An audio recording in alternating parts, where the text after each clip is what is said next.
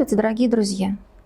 Сегодня подведены итоги 7-го городского конкурса детских творческих работ «Подарок для Деда Мороза». Надо отметить, что с каждым годом ваших работ, участников конкурса, становится все больше и больше. И в этом году в жюри было рассмотрено 128 работ, которые поступили из 16 общеобразовательных школ города Саранска, детской художественной школы номер 2 и Центра помощи детям, оставшимся без попечения родителей. Все работы нам понравились, выбрать победителей было очень и очень сложно.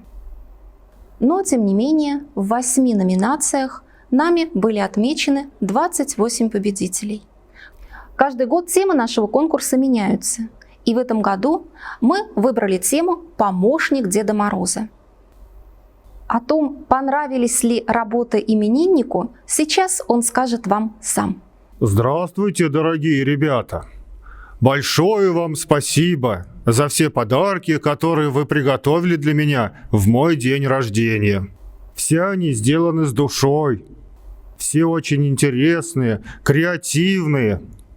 Желаю вам в новом году быть умными, послушными. И всего самого вам хорошего и доброго. С Новым годом!